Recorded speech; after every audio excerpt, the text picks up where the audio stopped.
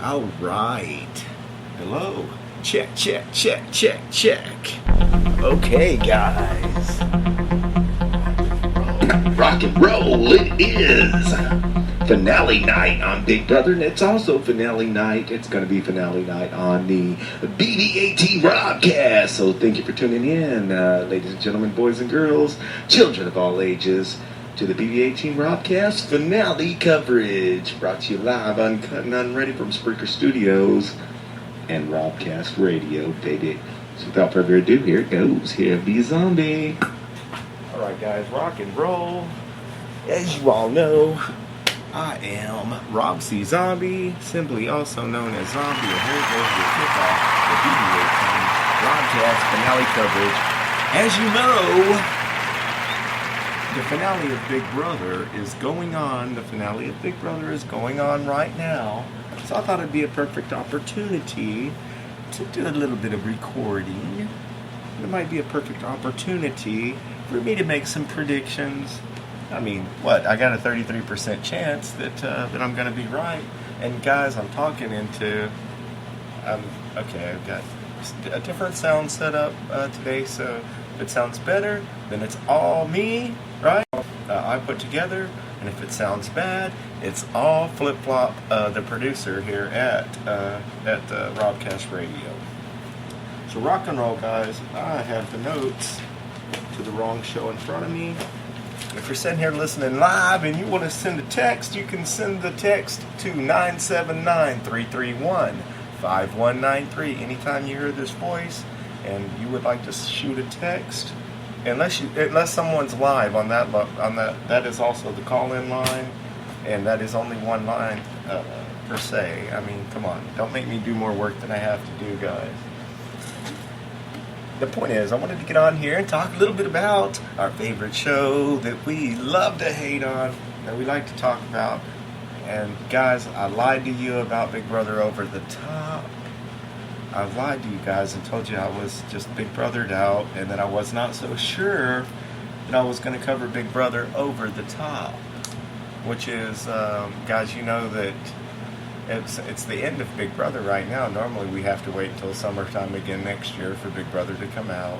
And they have put them a little bit closer together before. I believe they've done some that were relatively close together. But what I'm saying is there's a new Big Brother called Big Brother Over the Top that you can check out the CBS live feeds. Just go to cbs.com/Big Brother Over the Top. And you can check out the live feed, see inside the Big Brother house, what's going on 24 hours a day.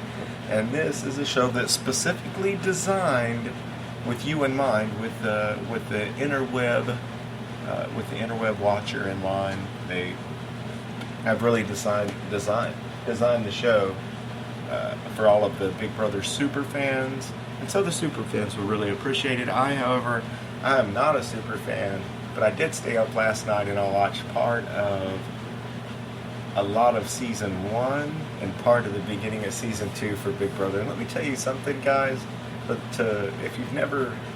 Some of it's a little bit brutal, but it's kind of like my radio show. If I go back and I listen to the very first time that I was ever on the radio, and you're probably thinking that right now, oh my God, you think that, you still... Anyway, but the point is that... the very first Big Brother is so it's almost brutal. It's amazing. I don't know how there are like 70 or 80 episodes. They do 2 episodes a day of Big Brother back then, or what? But I watched it, sporadically. I remember Chicken George, and I remembered some of those guys. So check out the CBS app for your phone. If you get the live feeds, it's called I'm sorry, guys. I'm all around.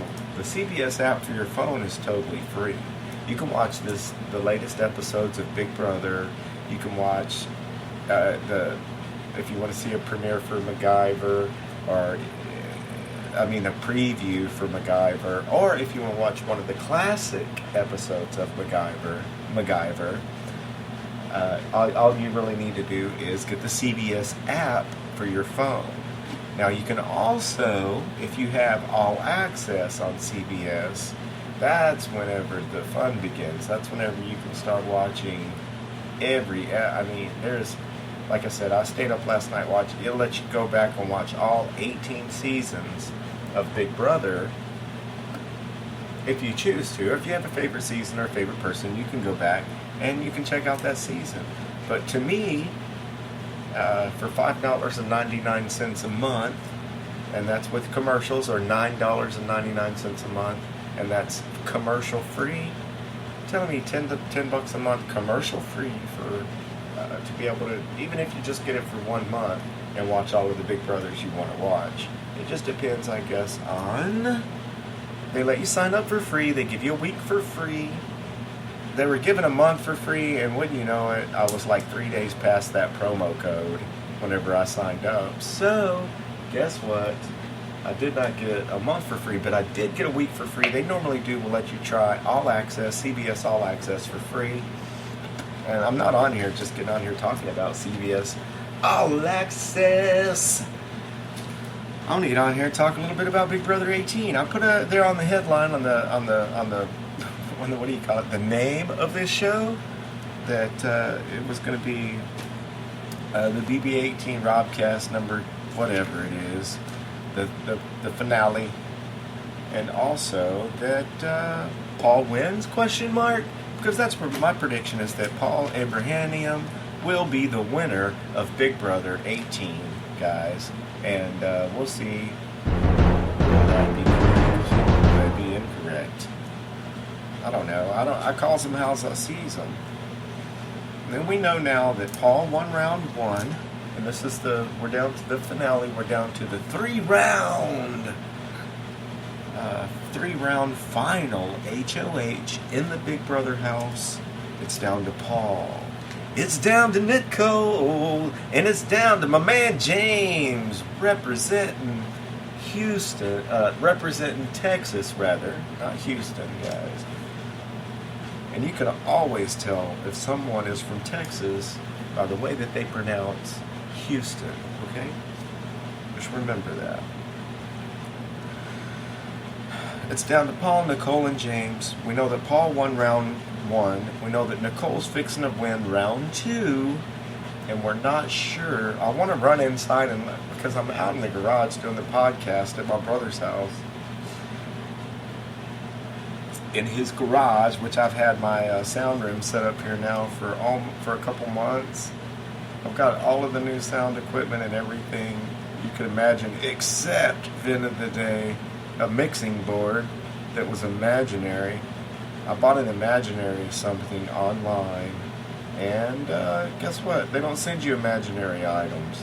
If it looks like it's too good to be true, double check that person's feedback and the things that other people have said and their percentage ratings and all that, because my goodness, it ends up a kid like me, I don't have a few $100 to spend on a mixing board for you guys, okay? I mean, really, ultimately, it's for the listeners here. And then for me to have to go back through, and track down this item that never got shipped, that was never sent, because, guess what? It never existed. It kind of sets the show back a little bit. But like I always say, guys, I'm not going to make excuses. I am going to make something happen. And if I'm not ready to do the show, I'm going to bring you guys what I got when I got it. And we're going to rock it like that. We're going to roll it till the wheels fall off, guys. So I like James. James is represented. I believe James is a Bearcat. And if I'm mistaken, then forgive me, but I would like to associate him with the Bearcats. James also, even if he doesn't win tonight, guys, and you know why I can tell that I listen to a couple of other podcasts and stuff. I listen to Rob has a podcast sometimes, and I can tell you that the general consensus about James is that for some reason people just don't like him, and I don't get it. I just don't get it. I like him. I think he's totally likable. The pranks and the fact for me, I don't know already, because he met Natalie in there, and because I think that they're going to turn out to be more than everybody thinks that is going to be. And Natalie even said she's going to have to see how that works outside the house and all that kind of stuff. So we shall see. So right now you got to think about the jury members that are playing at hand right now.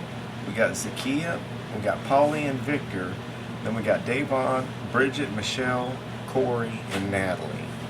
So I think that it looks like, what I was saying about why, I mean, sometimes I listen to other podcasts and stuff, but sometimes it seems like everyone online kind of just forms a general opinion and they all kind of just go with it, like just agree with everyone. And sometimes I like to challenge those things. How can you tell me that James hasn't floated no more than Nicole has? Nicole's played a game, but whenever it came time to play it, you got to admit that she had a really, really good timing. It seems like she had things planned out, and she knew to just kind of like lay like a shark does. Sometimes when we're fishing way in, and then a little black tip shark will just come right up by you and take it. And it won't take your whole trout, it'll only take the good part, it'll leave you the head. So I think that's exactly what Nicole did. She swept in at the last minute and she bit into that trout, man. She took the good part of it. And you can't complain a shark for eating whenever a shark is hungry.